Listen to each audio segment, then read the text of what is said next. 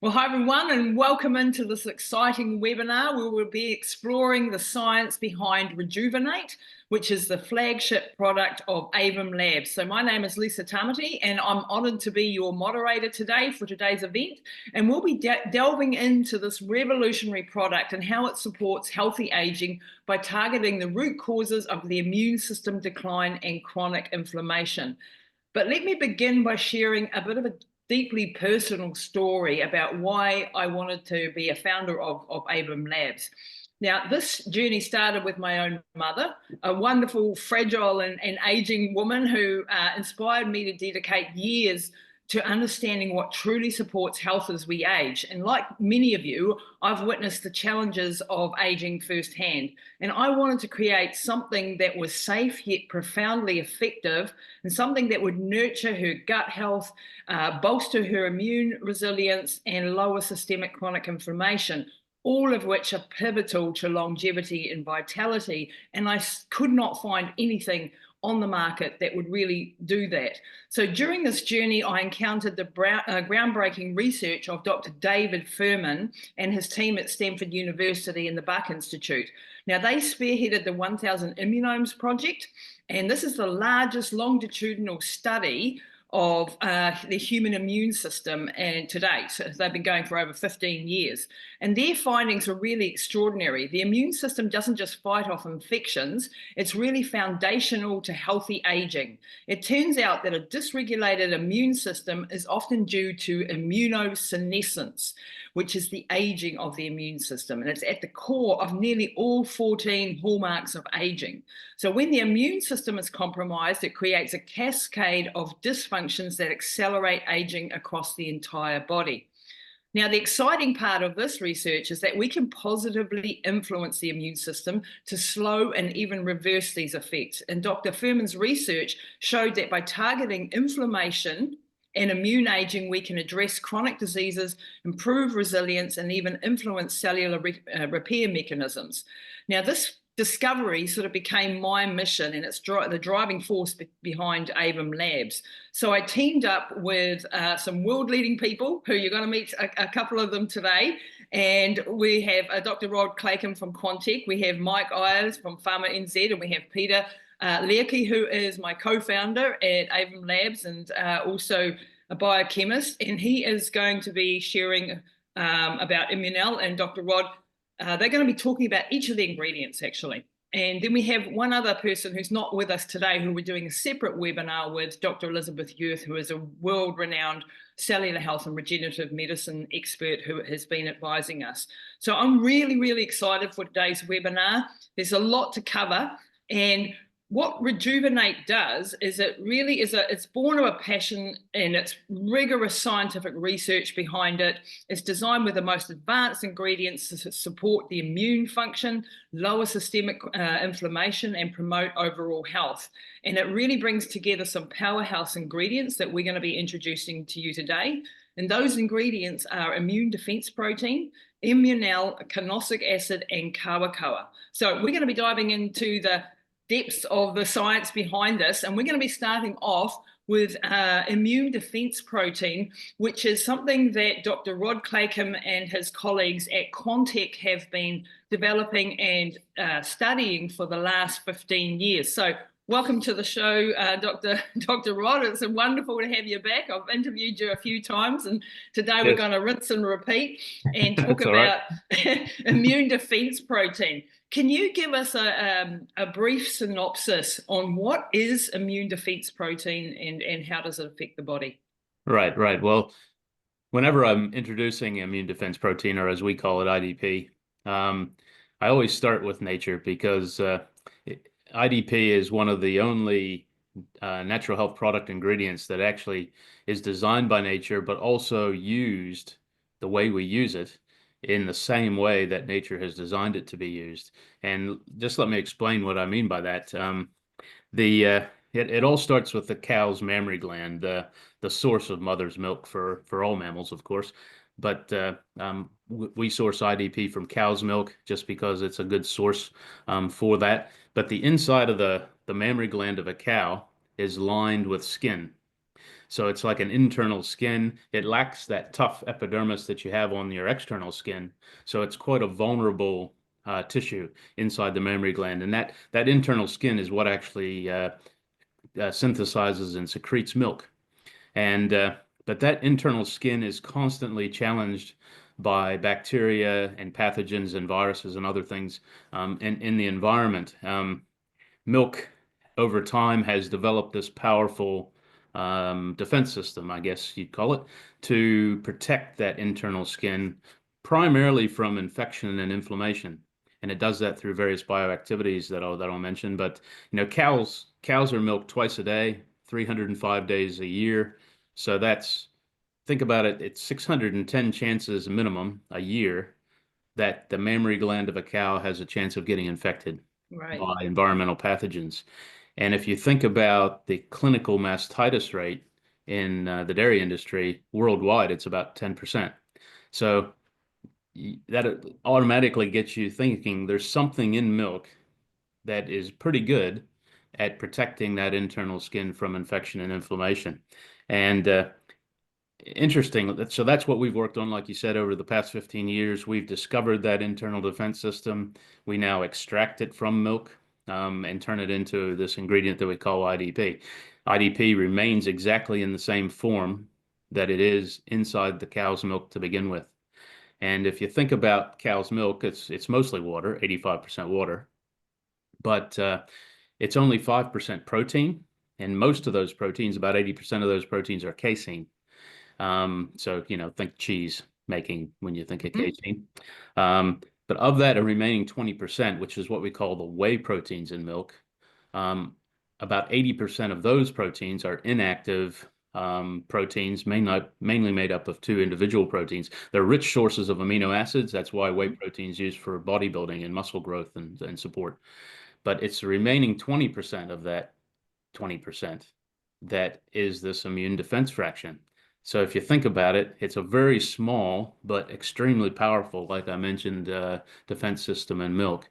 And we extract that system. We now know there's more than 50 bioactive whey proteins in that fraction, all of which have an important function in, like I said, protecting that internal skin of the cow's mammary gland from infection and inflammation. And so what we've looked for in human health applications is how can we use this on surfaces of the body, internal or external, to do exactly the same thing it's been designed by nature to do in the cow. Wow. And so it's the synergistic effect of these 50 bioactives together. And some of these bioactives are things like lactoferrin, which is, I think, 40% of the IDP, That's and correct. lactoperoxidase, and then a suite of other sort of more minor bioactive proteins. Correct. And lactoferrin has been known for decades as being this wonder thing that actually, the list is very short of what it doesn't influence. But what you discovered really, and how you actually fell into the space, was by studying lactoferrin and then trying to refine it and make it better, and then realizing it was this combination that was even more powerful. Can you go into that little bit of that story? Yeah. Well, you're absolutely right. We started out looking at lactoferrin, and like you said, there's been plethora of publications over the decades about lactoferrin and what it can do. And I'd say what it can't do, but there's not a lot of things that Yeah. that discovered it can't do. But lactoferrin is an individual protein. It's probably been the most studied of the IDP proteins because it's the most abundant in the natural ratio of these bioactive whey proteins in cow's milk. So, like you said, it's about 40%, and lactoperoxidase, the other one you mentioned, is 18%, and the rest could just kind of join the team. And it really is a team, and that's what we discovered. We were trying to look at the antimicrobial activity of lactoferrin, and when we take these IDP proteins, we put them into a column, that's a little plastic beads column, and you can separate the proteins into their individual fractions. And we kept getting results that showed the more and more we purified the lactoferrin, the less and less the antimicrobial activity became. So we started looking at some of the other fractions, and the same thing held true for them. And ultimately, that led us to what we have patented now, which is it's the synergistic activity of all these proteins working together that's required. So think of it like a football team. Mm. And I'm American, so I can talk American football, right? So lactoferrin's like the quarterback, but if you just had a team of a quarterback, he'd get killed. Wouldn't work. It wouldn't Yeah. work. He needs some linemen, he needs some running backs, he needs some wide receivers, so on and so forth. And that's what all these other 50 plus proteins do for lactoferrin. And so it led us to start thinking, well, what about all these lactoferrin publications over the years? Well, as some of them are decades old, and who knows how pure the lactoferrins were in those studies. And so Right. we definitely don't discount those studies. They're real. They've been done by reputable scientists. But we just kind of wonder now, with what we've done over the last 15 years, was the impurities in those lactoferrin fractions Actually actually key. helping to get the results and make lactoferrin shine? Like all the linemen and all the running backs. The quarterback's the best paid player, right? So Yeah, yeah.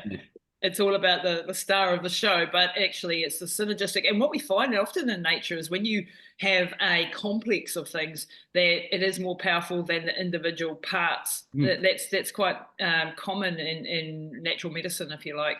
And if you think about it from an evolutionary perspective, nature has developed this ultimate product to protect the cow from inflammation and infection, and nature knows best, right? It's developed this inner synergy for a reason, and it's probably got more intelligence than we do, even our top scientists. So maybe using the synergistic blend. Now, if we go and talk about so what are some of the benefits that we can as humans get from IDP? What are some of the sort of benefits for our immune system, for our gut health, for cellular health? Can you sort yeah, of elaborate on that? So most of our work over these 15 years has been spent characterizing the fraction that we extract. And we've characterized that in many ways. There's kind of a 4A story here. I mentioned the antimicrobial. That's how the original discovery was made. We then went to look at because there was a lot of lactoferrin research around anti-inflammation. And so we thought, wonder if this same synergistic story holds true with inflammation. It did. We looked at antioxidant activity. And most recently, during COVID, when the whole lab kind of got shut down, we decided, I wonder what antiviral Yeah. looks like. So, and it turns out the same story there too. So those four A's, kind of antimicrobial, antiviral, antioxidant, anti-inflammatory, with a antimicrobial twist that we've recently discovered and patented, and that is what we call selective antimicrobial activity. So for some reason, again, it probably comes back to nature. You wouldn't want a defense system that killed commensal bacteria. IDP is quite effective, has very low minimum inhibitory concentrations for killing pathogenic bacteria like Staph aureus and E. coli and others, but it doesn't have such good activity against killing commensal organisms like bifidobacteria, lactobacilli, strep salivarius in the oral cavity, epidermidis, and hominis on the skin. And so, yeah, so it's a selectively antimicrobial activity. And so back to humans, where does it help? How does that help? Well, your body has a defense system as well. And most of the defense of the body's systems come at a surface level. So that's where invading pathogens and organisms get in. Exactly. Yep. And the So you breathe barriers. them in, they touch your skin, you eat them, they get into your gut. And we decided to start looking at mechanisms, how these fundamental basic mechanisms of activity translated to human health benefits. And so we've looked at everything from using IDP as an ingredient in killing the bacteria that cause acne on the skin, and reduce inflammation when you get acne, to oral cavity. Most recently, we've been looking at the gut. And the gut, the internal lining of the gut is very similar to the internal lining, like I mentioned, of the mammary gland. It has tight junctions. And we now know, we're just publishing a paper right now on the activity of the IDP proteins to help heal those tight junctions in the gut. So when you get leaky gut, those junctions break apart. These proteins have the combination of activities creates a functionality in the gut that seals those tight junctions back up. And so you can think of your immune system, a big part of your immune system is the lining of the gut, the Peyer's patches in the upper gut. And we're now discovering more and more about how IDP is working at that level to confer that frontline immune defense on the body. This is absolutely crucial because those barriers, whether it's the barriers internally between like the blood-brain barrier through to the gut barrier, and I don't think you've studied the blood-brain barrier per se yet, but all the barriers are connected, generally speaking, and barrier function and supporting barrier health is really, really important. And it's so important when you have leaky gut, and you do, as practitioners, you might do a microbiome test and see someone's zonulin levels are, through the roof or something, and they've got leaky gut. You're aging your body. You're speeding up the aging of the organs, of the brain. You're deteriorating quicker. You're causing autoimmune issues, possibly. All of these things that are negative downstream effects that have massive systemic, chronic systemic inflammation, which is really what the aging of the immune system is all about. So for me, that was a really key one that the studies that you've done about barrier health, because I think that's absolutely crucial and something that practitioners can actually go, okay, here's something that's going to help with leaky gut, and that's a very common problem. And we'll be able to, I'd love to see some clinical studies on did it actually reduce zonulin, but that is something that we could probably look as practitioners when we're doing microbiome testing and seeing if that's actually having an effect. The IDP is also like very powerful. It supports the microbiome, doesn't it? And the gut-brain axis. You've talked about, in China they talk a lot about the gut and the brain as being, the second brain. How does it interact there, and what does it do on that sort of front? Well, it all comes back to that bioactivities that I mentioned and the surface actions of them. That's quite important because most of these proteins in IDP are quite large proteins. They don't get broken down in the gut of the human or the cow, really, or anything that's drinking them. So they remain active into the gut. Wow. But the important thing is they don't cross the gut unless you have leaky gut. But intentionally, they don't cross the gut. So all the activity they have is at the surface mucosal level in the gut. But there's quite important signaling mechanisms that go on at the gut mucosa. And it's now known that a lot of these proteins can actually signal things to happen on the blood side of the system. And, Wow. and that in turn, we believe, can lead to other things, other systemic effects from consuming the supplement that contains it. So cognition, there's a lot of published, again, we always come back to what's been done. We don't want to reinvent the wheel. There's been good papers on the cognition benefits of lactoferrin, for example. And so that's some future work we're going to think about doing of, again, does the sum of the whole, is it better than the individual players? Yeah. What are some of the other research pieces that you've done? So with immune response, for example, to vaccines and things like that? We're just about to publish. In fact, hot off the press, we've just got approval to publish this week, actually. Excellent. Wonderful. Yeah. So watch out for this. But we've just finished a study this year on combinations, kind of like food as medicine. And so, the industry is full of this combat between pharma and natural health products. We decided, well, why fight each other? Let's see if something can work together. And so we looked at a clinical study model where we were combining IDP supplementation with influenza vaccination. We knew IDP had antiviral characteristics against influenza A and B. And so we thought, let's see. And we knew that came from IDP proteins blocking the spike proteins that allowed the influenza virus to get into the human cells. So we decided, let's see if this carries through to clinical research. We supplemented with IDP for 4 weeks before an influenza vaccination. And we looked at influenza-specific IgGs in the blood before, during, and after vaccination for 4 weeks. And one of the measures that's used in that vaccination space for effectiveness of vaccines is looking at specific IgGs in the blood. How high do they get post-vaccination, and how long do they stay after vaccination? Elevated. Yep. And so we supplemented with a placebo. It was a double-blinded placebo-controlled study. We used 2 doses of IDP, a normal 50 milligram dose or a super 200 milligram dose. And in both the IDP groups, we saw elevated influenza-specific IgGs in the blood 2 weeks and 4 weeks post-vaccination, Oh, 2 to 4 times higher than in the placebo group, but just had the vaccination only. that's that's amazing. So Yeah. that's better than the vaccine, or like it's giving you more of a response. Well, it soups And up the improving vaccine, it, I soups it guess. up. Yeah. Yeah, And so yeah. for people who are older, we know that older adults don't generally react that well to vaccines because the thymus involution and the immune function not being what it used to be. And so this would be another good adjunct to add to, people who are Mm. getting older to support their immune system.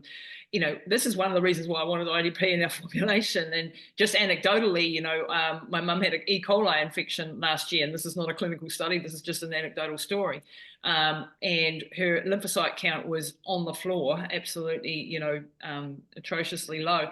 And by within days of putting IDP into the mix, and we were, doing other things as well, but it was when I put the IDP in that I saw their lymphocyte count go up. So it's something that perhaps practitioners could observe Well, and have a look if that's there's. interesting because Yeah. we're just doing a study right now. Yep. We're trying to see. So this was with an intentional influenza vaccination.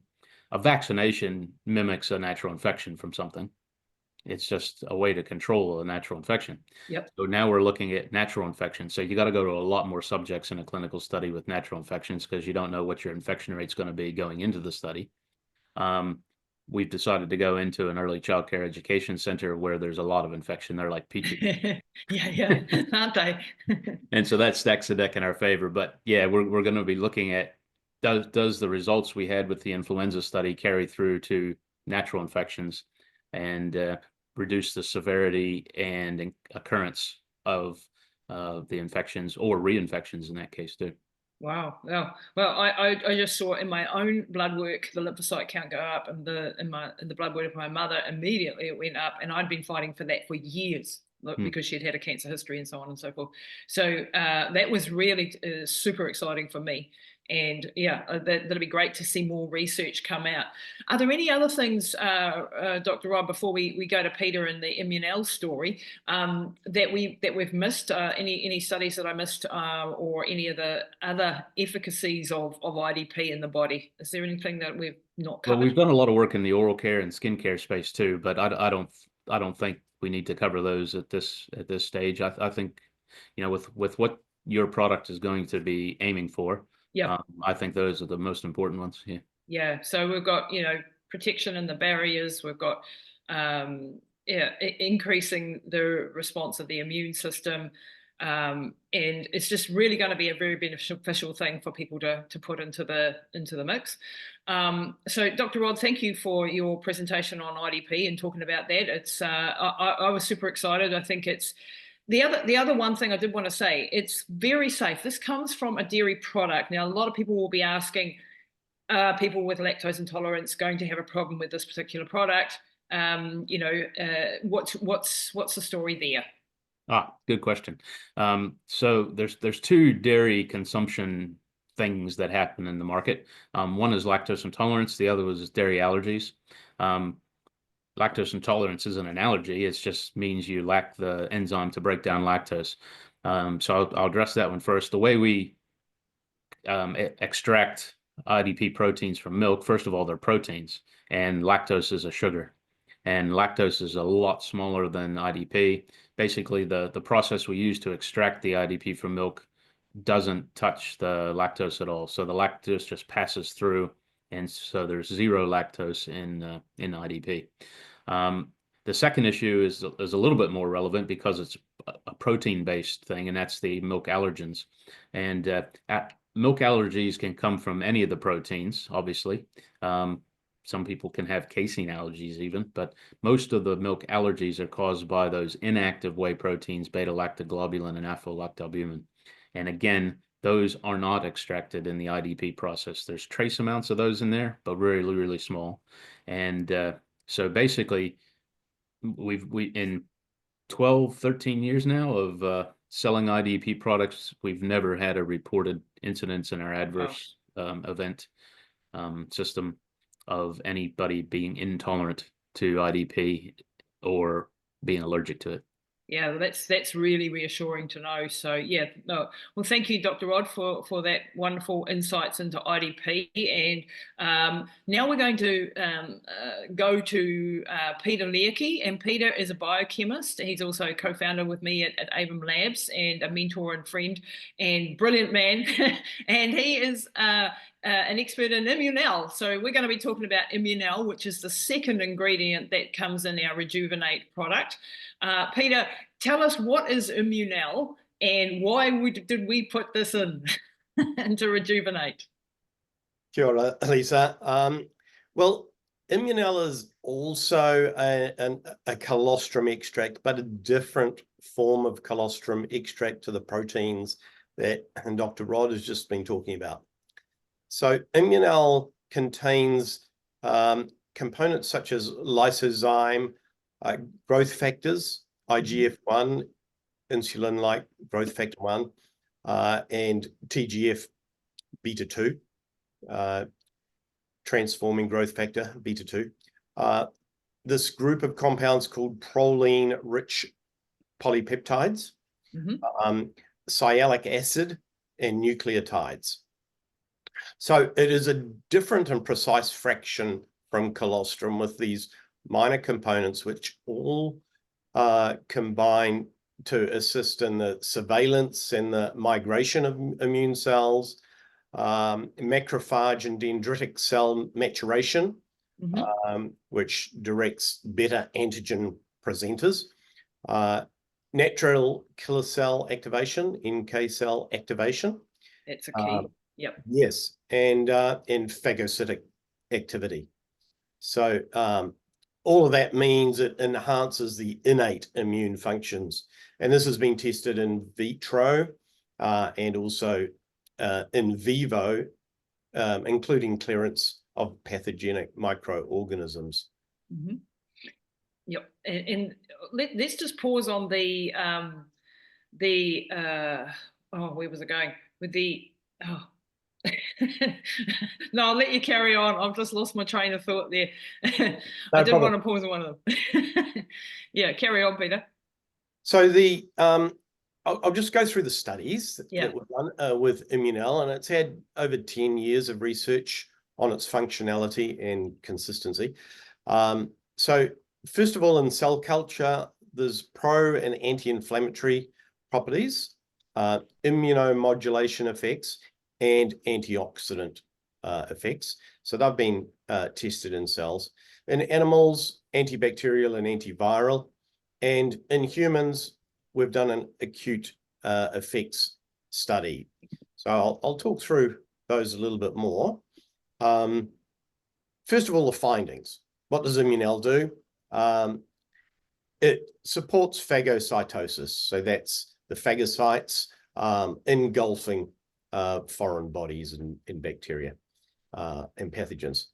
It activates natural killer cells. It increases the bacterial clearance. It reduces viral load, and it also reduces adherence to epithelial cells. So these things pretty much work in tandem with IDP, as Dr. was talking about. This effect on the epithelial and the surfaces is enhanced with these smaller molecules. In the natural killer cell study, we looked at CD69 expression on natural killer cells and compared this to a control and to colostrum whey. And we found that there was a doubling of the activation of an expression of CD69 on these natural killer cells compared to whey, colostrum, sorry. Then in the study on bacterial clearance, we focused on the pneumonia bacteria in the lung, and there was a 70% reduction in this with Immunel. In the influenza model, we were looking at reduced viral load, and we had a 64% reduced viral load after oral treatment. So then we moved to the acute effects of Immunel in vivo, and this was a double-blinded, placebo-controlled crossover study. We had a 1-week washout period between the placebo and then the Immunel. And in the test panel, we looked at white blood cells, granulocytes, monocytes, lymphocytes, natural killer cells, and T cells in circulation and activation phenotype and a phagocytic capacity. And we also looked at the cytokine profile.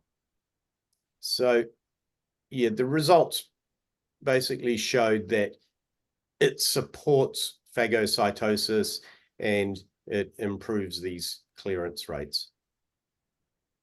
And when we look at, like what colostrum, is a, if we just take a step back, Peter, and talk about colostrum in itself, it's the first food that a mammal gives its baby, and it transfers all of the immune factors. So in humans, some of that is transferred through the placenta, but in cows and in other mammals, the baby's basically born without an immune system, and it must have colostrum in order for it to develop its immune system and for the development of its organs and brain and so on and so forth.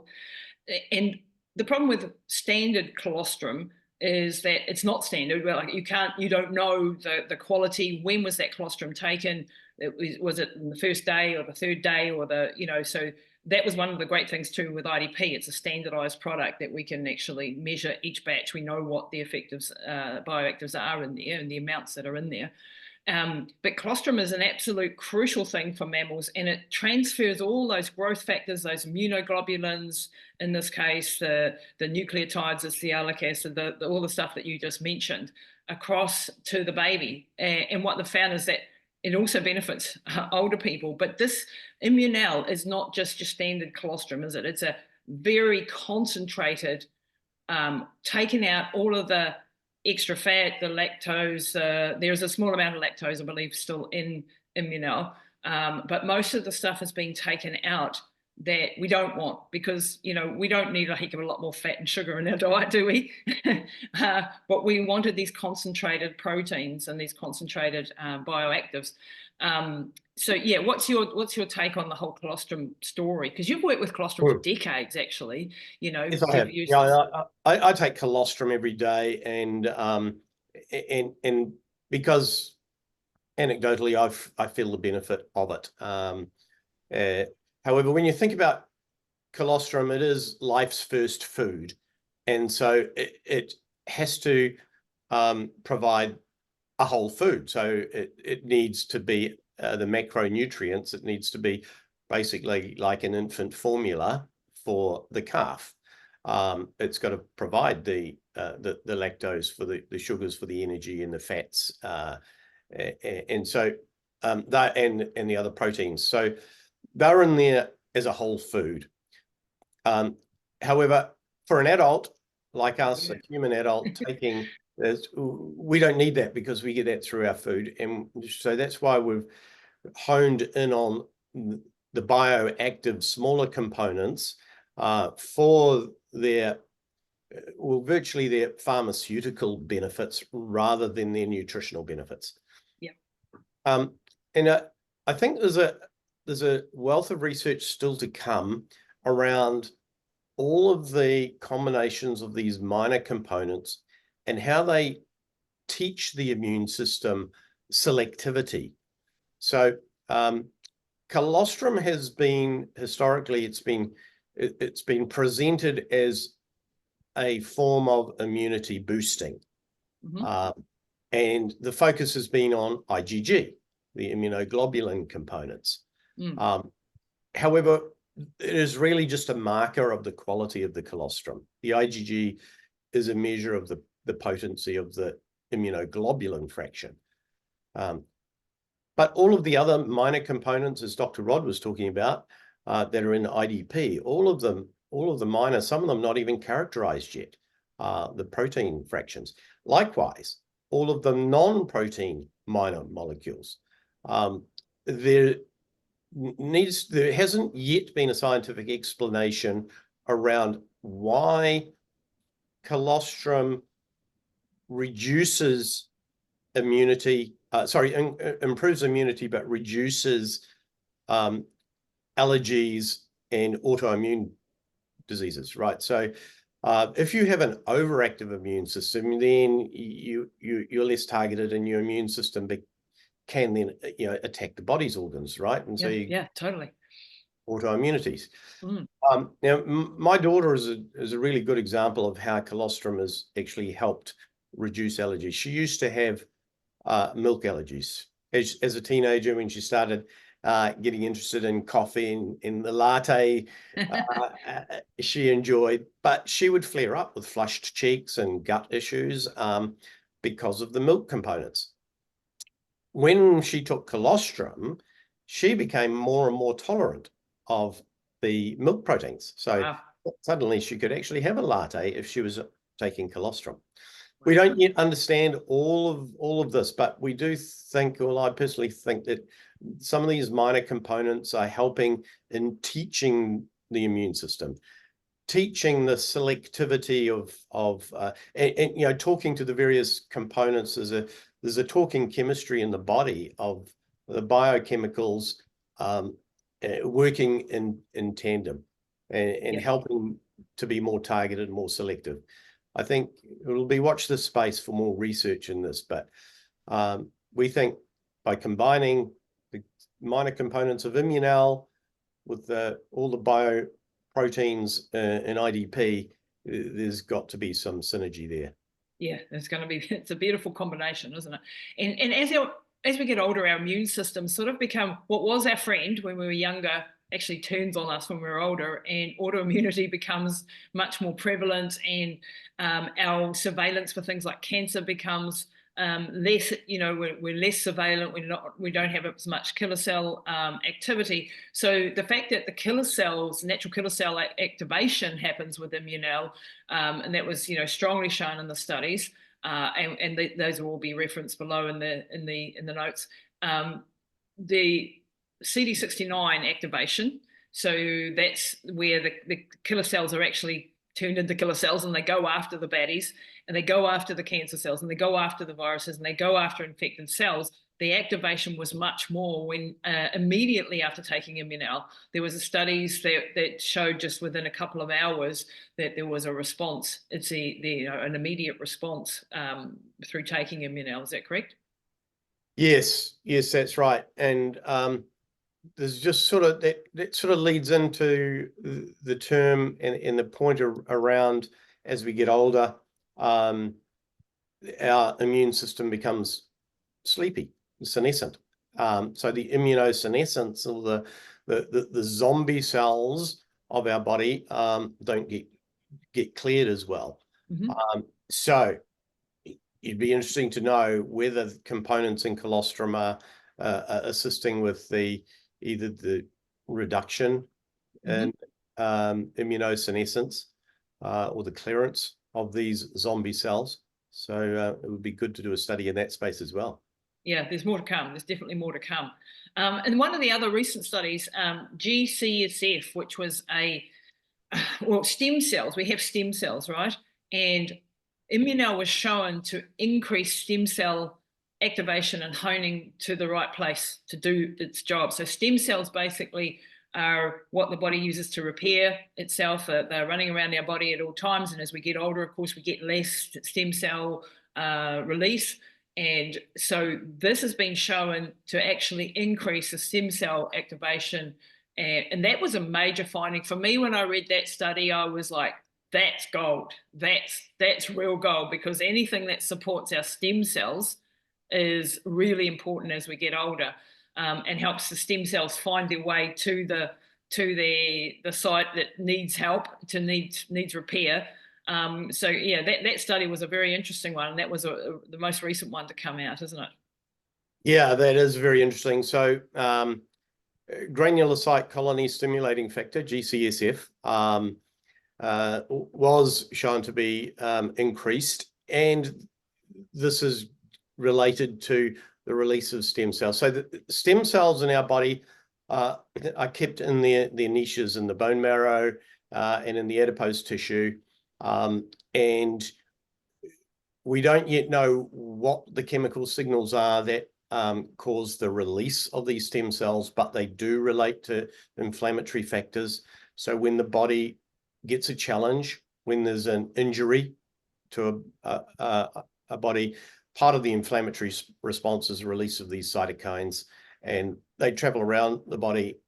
And there is some signaling that happens to release stem cells from these niches in the adipose tissue and in the bone marrow and travel to the site of injury, where they can then differentiate to become replacement cells in the injured area.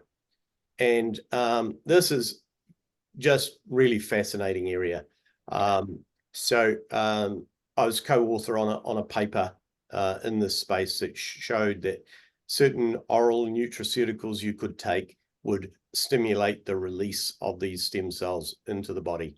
And colostrum was part of that formulation that we did that study on.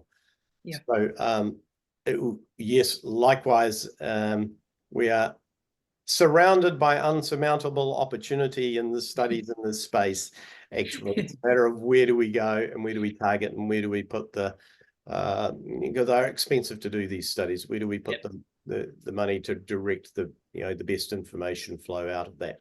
Yeah, but the current studies are really enough for us to be jumping headfirst into this formulation and putting them together. The synergy of these is going to be really powerful.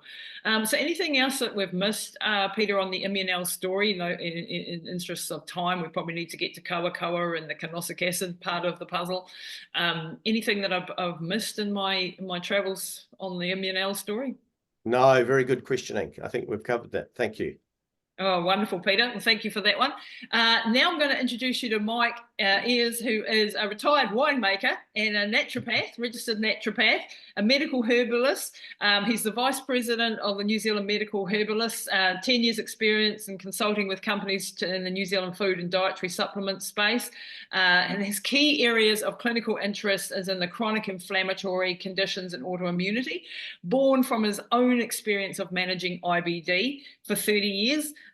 Through natural medicine. So welcome, Mike. Lovely to have you here today.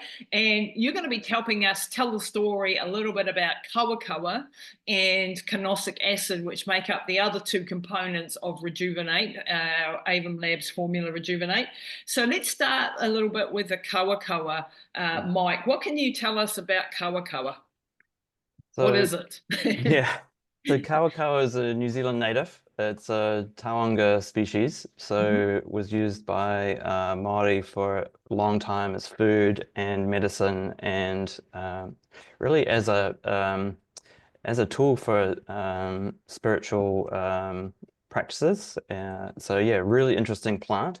So it's a member of the pepper family. So it is actually closely related to kava that people might be familiar with. So kava, they use the root. Kawakawa, we use the leaf. Yeah, and it's Piper excelsium, I think is the official word for it. And, yes. and it's bioactive compounds, things like, I can never say this word, but myristicin. Myristicin, yeah. Thank you. Yeah, there's, the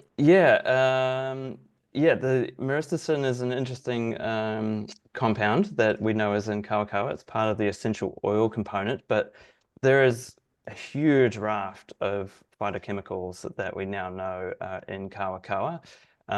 It's only been recently characterized, so all the individual phytochemicals do is still being teased out. But we do know from the studies of myristicin and some of the polyphenolic compounds that are lignans, so they're also really hard to pronounce, yangambin and diamgambin.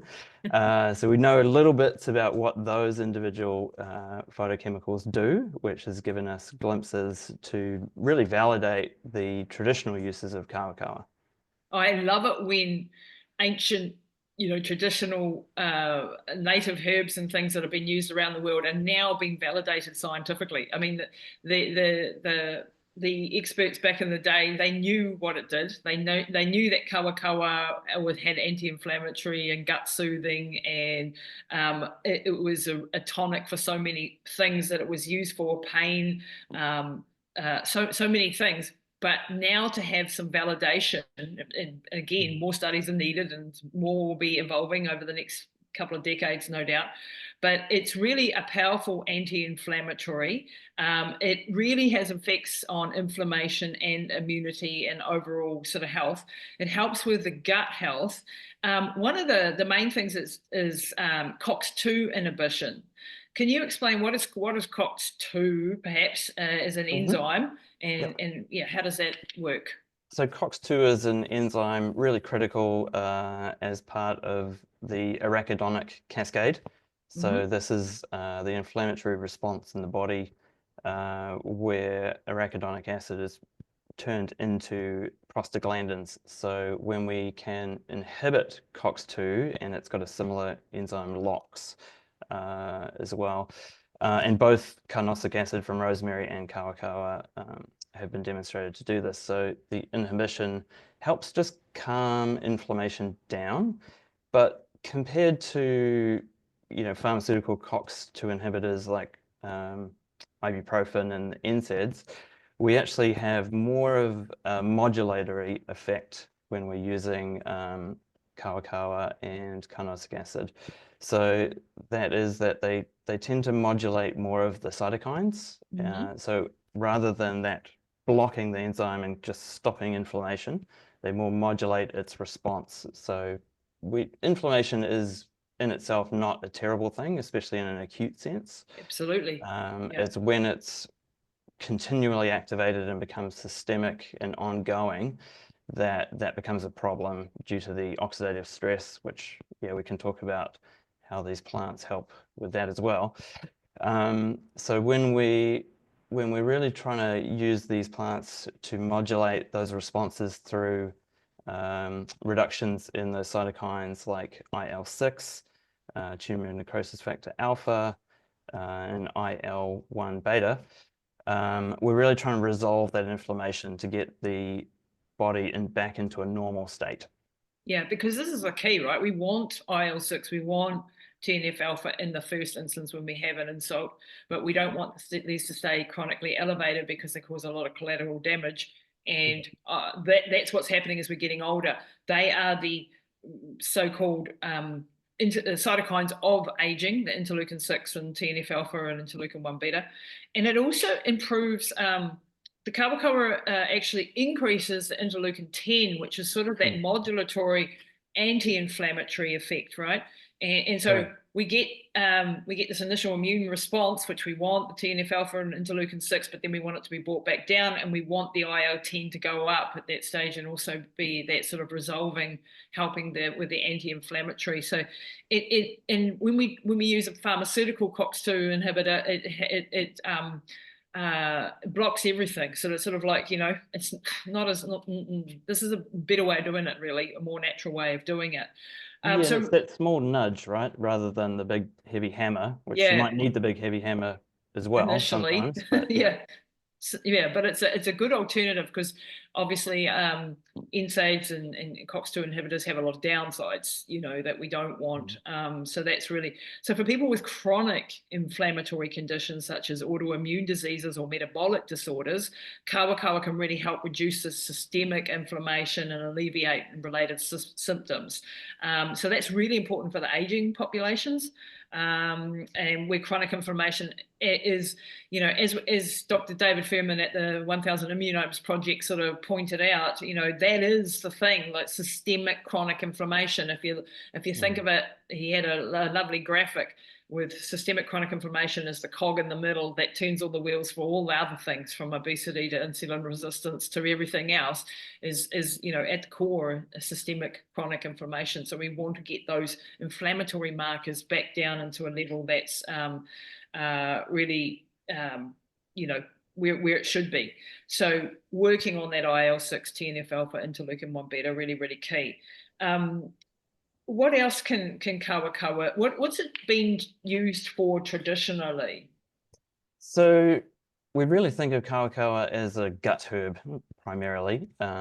So traditionally it was used for almost everything actually, but yeah, very key was any problems with the gut.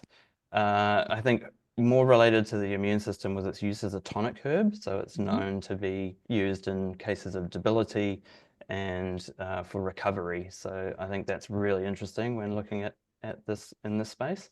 But yeah, primarily as a gut herb. So we know the mix of phytochemicals has that antispasmodic effect, anti-inflammatory and pain relieving. So probably really its key effects are really localized to the gut, which as we know and as Rod talked about is really key to good immune balance. Yeah. Yeah, absolutely. And it also, the activation of the NRF2 pathway, Kawakawa is, and canossic acid actually, activates and upregulates the body's endogenous antioxidant defenses, including sort of glutathione and superoxide dismutase and catalase. Yeah, what's your take on that? Yeah. So this is really interesting area, and again, is really developing, and we're just seeing more and more information on this. So for a long time, we thought all of our natural products and our plant products and polyphenols, etc., really work through direct antioxidant mechanisms, which may still be true and definitely localized in the gut. They'll be doing that.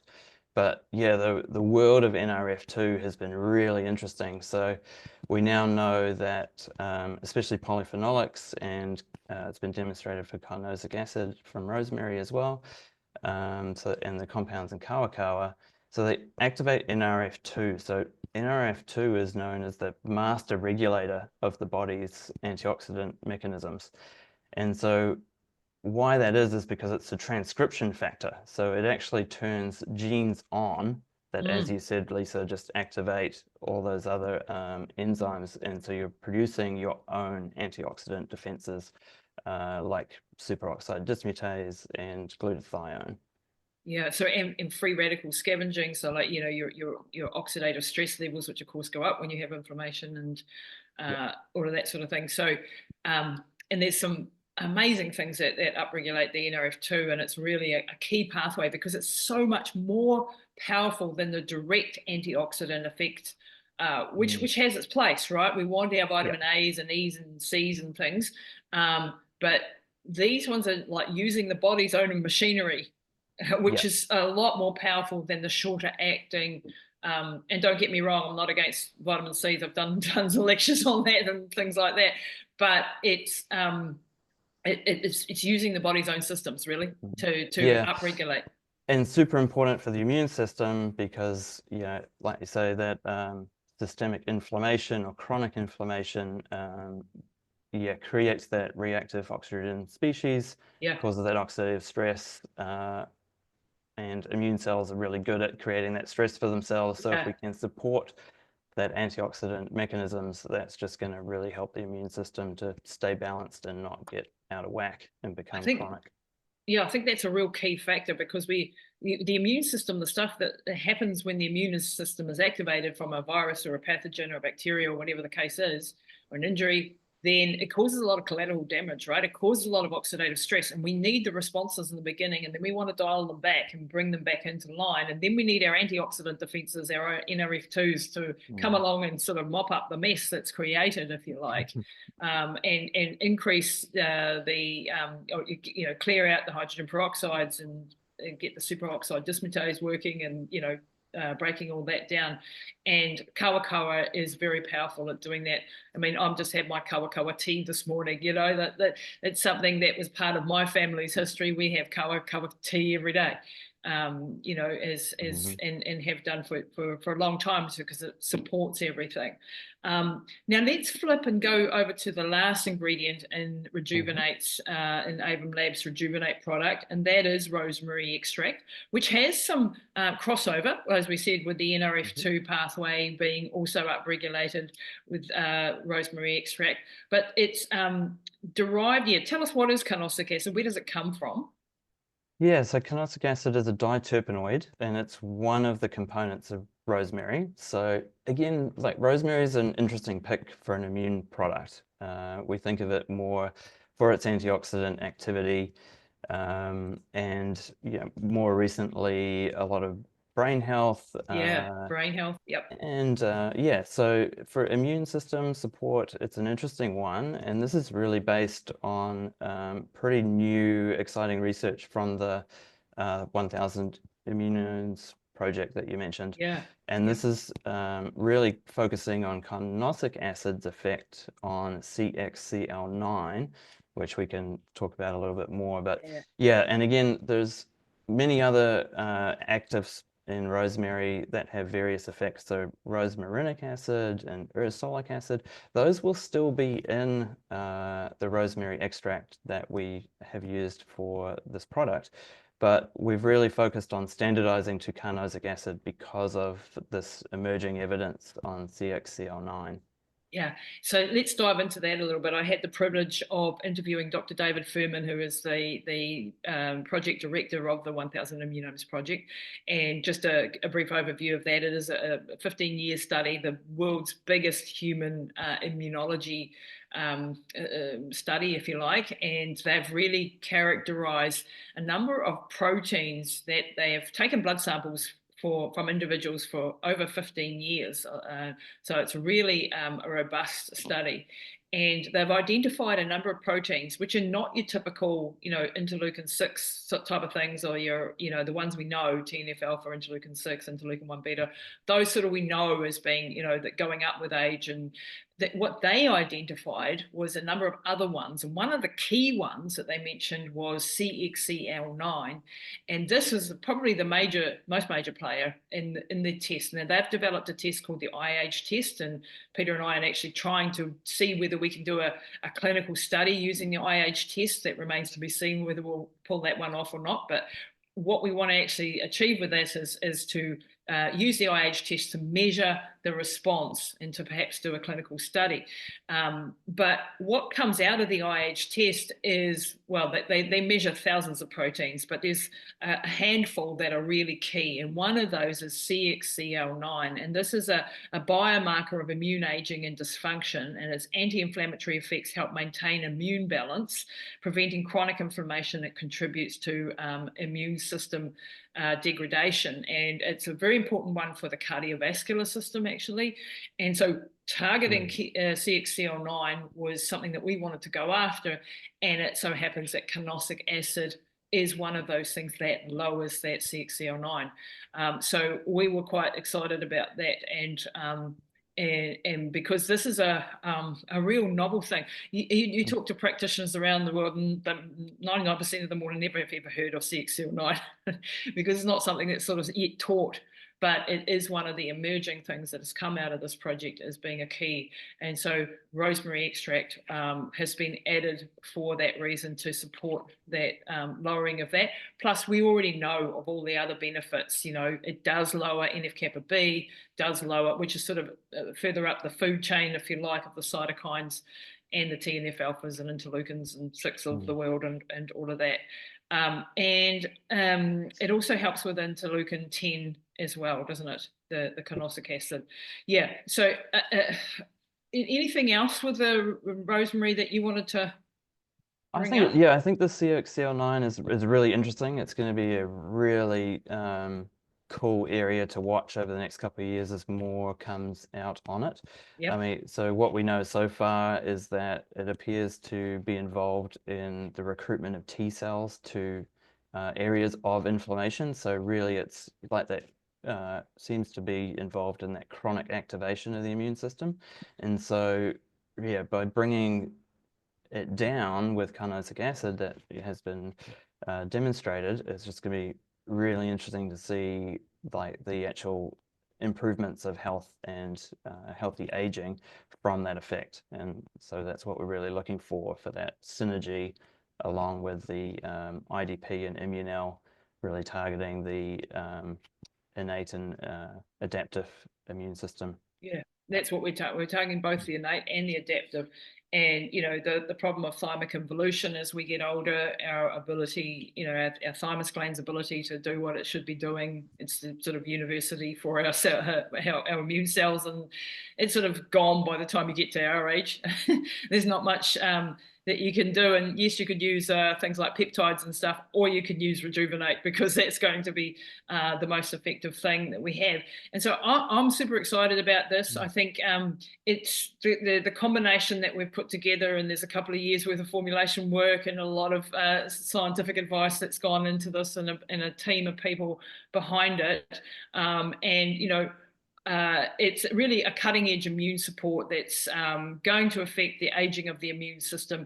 And immunosenescence, as we said, is at the basis of all 14 hallmarks of aging. So instead of putting in one or two supplements for each of the hallmarks of aging to try to attack it from that perspective, we wanted to go in at the base and go, let's support the immune system. Let's give ourselves effectively a younger immune system, right? We can't go and replace thymus glands yet, but we can effectively give ourselves a younger immune system, and through this mechanism affect all 14 hallmarks of aging. As Dr. David Furman says, that's what it does. That's why they've focused on immunosenescence as the key. So let's just open up for a few minutes now, all of us together, to share any insights. Has anyone got any comments, anything we missed out, and, you know, any things, you know, Rod, have you got any things to add after listening to the other presenters? Yeah, I got one thing. It's been fascinating to listen to Peter and Mike talk about those other ingredients. And I was thinking back to the IDP, you know, I mentioned that they're large proteins. They don't get absorbed. They have a mucosal effect in the gut. I think the combination of that frontline surface level defense combined with these smaller molecules in these other actives that actually do get across the gut and do various signaling activities systemically, I think that's an amazing combination.